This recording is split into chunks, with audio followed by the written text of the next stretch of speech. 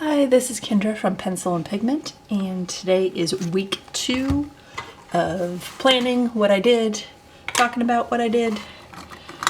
Yes, so I did week 1's video, and then I drew a rat and a dinosaur.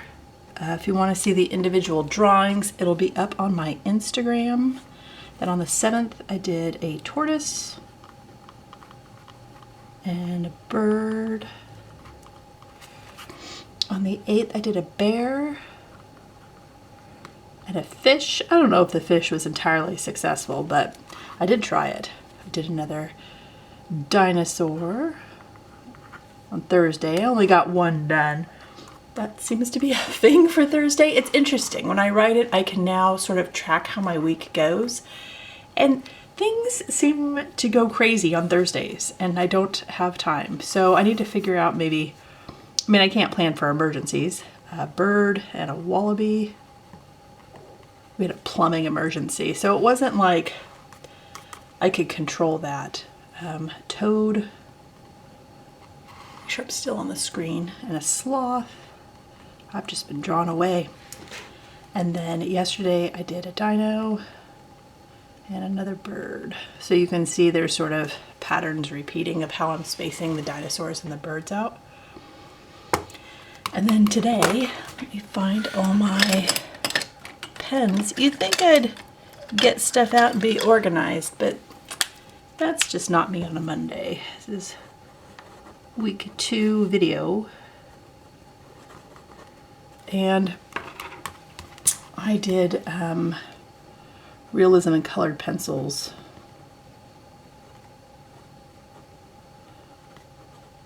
for a video on Sunday. So I'm doing 2 videos a week, which was more than last year. Last year I only did 1 video a week. So that's it for the planner that I made. There's another one I've created. And I think what I'm going to do,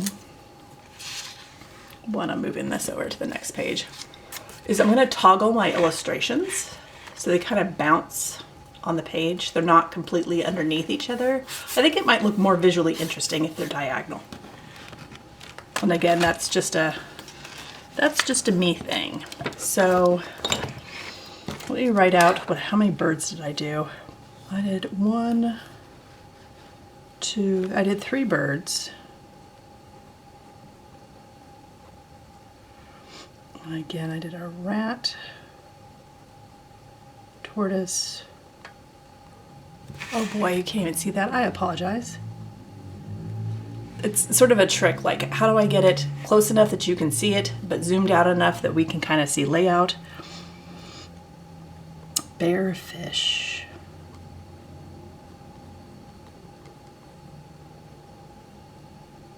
Wallaby. Toad, sloth. Is a bird? 1, 2, 3. So for dinos, I did 1, 2, 3. 3 dinos. It was a busy drawing week. Okay, and then I did my 2 videos. I'll just mean 1 video. I did my week 1 video. And then I did, make sure we can still see that, realism and colored pencils.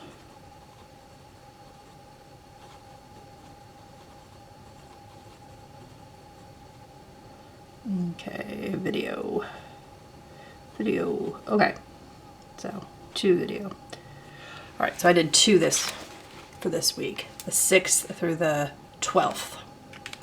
And since today's the 13th, I can't count today's video until tomorrow. All right, let's make the space. And I'm going to use another Pilot pen. These are just fun little doodles in here. I'm going to grab my beat up old pencil board for protection because I tend to be heavy-handed. And again, this paper is 52 GSM. This is a gallon leather. I have a Nolte cover. I have a couple Etsy stickers. Boy, I don't know how fast I'm going to be able to draw this and turn this out. Let's see how fast I can do a doodle. I don't know that I can be that quick. Especially when I'm like drawing things that I don't really draw a lot, and I want to draw somebody wearing glasses because I don't do that enough. And I'm not good with the negative spatial things for glasses. So that's why I'm going to do this. I'm forcing myself to sort of get out of the box here and challenge. I need the challenge. And circles, like hand drawing circles, and glasses where things need to line up and be symmetrical. I'm not good at that. So the only way I know how to get good or get better, let's just say better, is the practice. All right, let's add some hair here. Give you some hair. All right. I think there's a lot of ambulances going by. So shout out to our first responders. Thank you for responding. We appreciate you. All right, sorry about that. It's looking like a busy Monday for lots of people. So how was your weekend? How was your first couple weeks of January? Are you working on something specific? Are you doing an inventory? Are you making lists? Are you trying to figure out ways to use your supplies? What are you working on? I mean, I get that my channel is mine, so I'm always talking about what I'm working on, but what are you doing? I'm curious. Like, what kind of challenge things are you doing? There's so many interesting, fun ideas for things to do in January that it always blows my mind that I never do a structured thing in January. I never pick somebody else's drawing challenge to do, and I never remember to do that. So, and I don't know what it is. It could have to do with the prompts are kind of abstract, like joy and peace and hope and things like that. Like, that's not really a clear-cut noun for what to draw, and I think I struggle with the too many ideas thing. Like, it's just decision fatigue when I look at some of those prompt lists that are set up that way. I'm like, what do I draw for joy? Yeah. Do I draw a stack of Uno cards and like playing with my family? Do I draw like our pets and loving on them? Do I just draw like the sunshine and a little bit of landscape of where I live? Like, yeah, I think that's why those challenges don't speak to me. I think. I'm not sure, because again, I don't really lean towards them. I did a World Watercolor Month, which is the month of July. I did that, gosh, in 21. I've done it several times, but I think in 21, I did like people and I did landscapes, and I was trying to do different things. All right, so we have an eye. We have an eye, she can be seen. And I was really stretching. I was really making those prompts do a lot. Like, it wasn't fair to the prompts because I was really trying to stretch the words into the meanings, and there's just no way that what I was using those prompts for kind of fit what I was drawing, but that's okay. I like World Watercolor Month. Where I live is colder than what I'm used to. Again, cold is kind of relative to where you're at and your weather and how you live, but it's colder than what I'm normally used to, and the drying times, because it is our summer, I am in the northern hemisphere, doing a watercolor challenge in July is smart. The paint dries quicker and I don't have to worry so much about things like moldy paint. I have a couple of videos, I can link those. Like, some of my watercolors molded, like they got mold on them. And I did some rounds of rubbing alcohol on them. And so as a result, I don't store any of my watercolors in the tins. They all kind of, they sit out, but there's like a little cloth over them to catch dust and pet hair and stuff. Now I like the pink and the orange, the juxtaposition. Okay. Yeah. All my watercolors sit out. They have to breathe. And when I do a drawing challenge in December, in the colder months, where again, we have really high humidity where I live. I live in a forest and the trees need the humidity. That's how they get the moisture. They pull the moisture out of the air in the summer months. And then in the winter months, we have all the rain. We have all of it. So I'm trying to make that fairly symmetrical. We'll see. Yeah. So I like that World Watercolor Month is in July. It reminds me to get out my watercolors, do my watercolors, and then, I mean, I have a hairdryer now, but I didn't used to. Because again, I did a no-buy for an entire year. And one of the things I really needed was a hairdryer so I could dry my art and my paints and all the things. And then I finally got one. Once I started my low buy and my no buy was up. But yeah. So I'm not going to be doing watercolor, I don't think, in July this year. I'm just not doing any of the structured drawing challenges. I'm going to be doing my own, making my own up, and I have a couple ideas. As ideas come to me, I've been jotting them down, trying to figure out ways to incorporate things I really love to draw, but different ways to do them so I don't get bored, you know? So I'm starting to see videos popping up already of people not liking their planner situation already. People who've bought planners and it's already not working for them. That's a tough one. There are some YouTube channels that are just for planners and planning.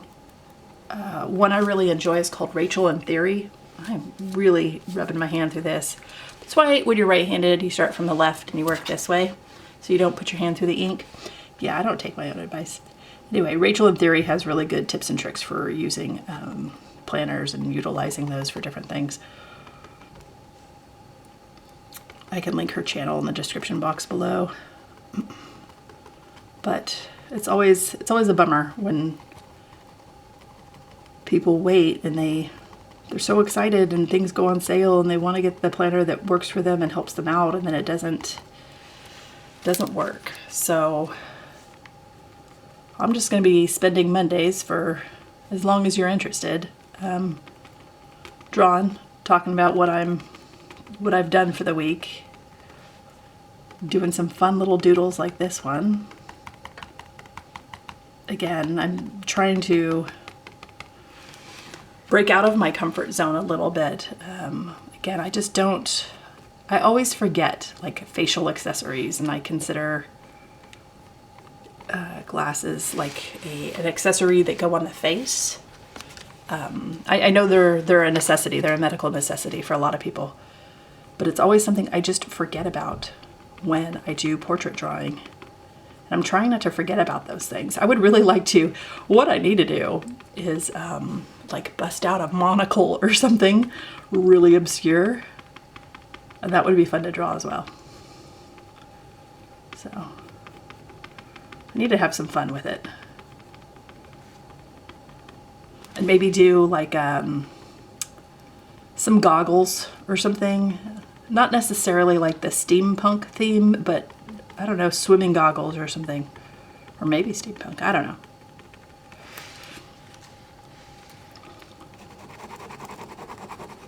something.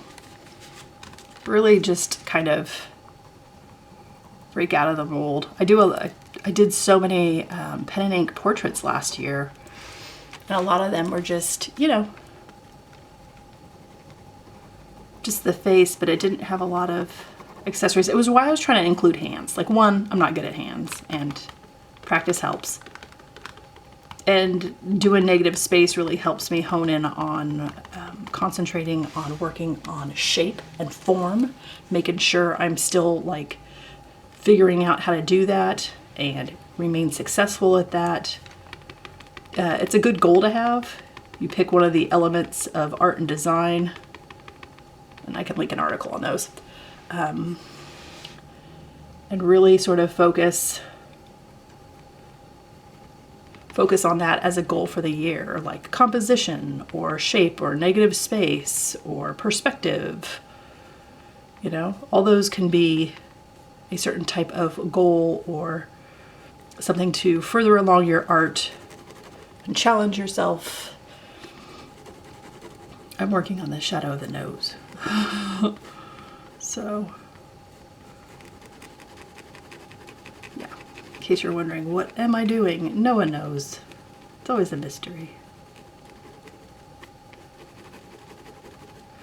Going back through your art, looking at your sketchbooks, looking at what you filled, and then trying to figure out, okay, how could I strengthen my art this year? How can I challenge myself this year? How can I get better at drawing this year? Or painting, or sculpting, or, you know, sewing if you're a textile artist. I tend to leave those folks out of the conversation, and I don't mean to be exclusionary at all.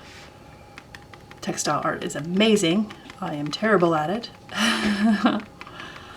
My youngest daughter has to help me set up the sewing machine with thread, because I'm bad. I break threads when I sew. And maybe I'm using the wrong foot or something. So, again, that's 100% a me problem, and I just need to work on it. The other thing is teeth. I never really include teeth in my illustrations, and that's kind of one of those things where, how do you show teeth without making them look dirty? And maybe, like, dirty is the wrong word. Like, you want to show highlight and you want to show shading, but you can't really put a lot on the teeth because it looks like there's something on the teeth. Like, it looks like, oh, they need to brush their teeth. No, that's the shadow of the lip, or that's just the angle of the light looking kind of strange. So, teeth are always something I'm very wary of when I include them in a portrait. Just because I don't want them to look like somebody needs to brush their teeth. That's not the goal I'm after. This isn't, I'm not doing any advertisements for dental companies or anything. And visually, I like my portraits to look aesthetically pleasing, so like that's just a drawing choice. They don't have to look pleasing. They can look disturbing. They can look kind of silly. Like, all of that are different styles and preferences when drawing and creating. You know, you can have your portraits look any way you want. If you want them to look more comic book or more anime or whatever the case may be.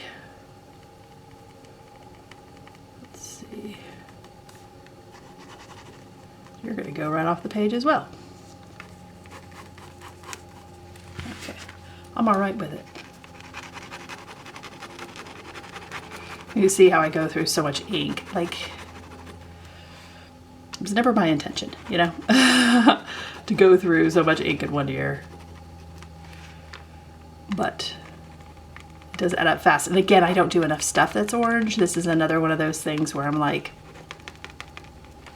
use more of the colors that are bright and cheery and exciting, and colors you don't gravitate towards, and that'll break you out of your mold as well. Otherwise, I'll just do everything in green, blues, and purples. Like, I keep safely to those colors. And I'm trying to soften this hardened line by stippling, blending out that way. Yep. So, I go right off the page here, don't I? Anyway.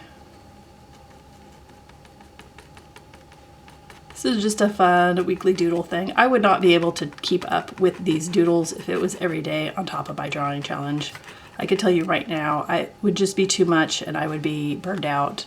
And I'm really trying hard to pace myself because I have a year of drawing challenges ahead. It's really easy to look at that and go, oh, that's a lot. And then feel the overwhelm of looking at my whole calendar year sort of planned out. So one, I'm trying not to think too far ahead constantly. Like I do today, and I'll worry about tomorrow. And two, I'm just doing a weekly doodle fun thing on Mondays. So this was even more time intensive, or I was trying to make this like, I don't know, a very professional looking drawing. It would tire me out for the evenings when that's when I tend to do my main illustration time is evening. But I'm doing 2 a day, so on the days I can. So I'm starting at 3 and then I take a break at dinner time at 5 and then I knock off again at 8. And that's all I allow myself. Again, I can't draw for 8 hours in a day. My hand would literally fall off. And then you would see a video of me just holding my hand. We don't want that video. So there's no way I could force myself to do that. It would take me, yeah, I would have to stay up all night and then space it out to try and figure out how to get 8 hours of drawing in a 24-hour day. Because I can't do it. And I don't know how many artists that do that. There may be some. They may be infinitely younger than I am. Take care of yourself. Your body has to last a lifetime, and it's hard to think about that. And sometimes it's hard to like picture yourself in different eras and decades, and like, what is it going to look like when I'm in my 40s or my 50s or my 60s? What is my art going to look like? What is my day going to look like? And it's really, really hard to think ahead decades and decades like that. But if you think about just your health and caring for yourself and making sure you take your breaks and you're eating right and you're getting the exercises, you know, for your heart health, and you're trying to get your sleep, and you're hydrating, and you're working on your stress levels. Like, it's a lot to think about, to plan for the future. And then you think about your hands, and you think about your arms, and there's carpal tunnel, and there's arthritis, and there's all kinds of things that, you know, we have no control over as we age. Well, that's a fun topic, isn't it? But it's just something to be mindful of, you know. When you're out there living your best drawing life, be kind to your body. All right, there they are. She's like, what? Monday? No, make it stop. And she's like, I hate Mondays. So here was my second week of January. I hope you enjoyed this video. I hope your week is absolutely wonderful, and I will talk to you later. Bye.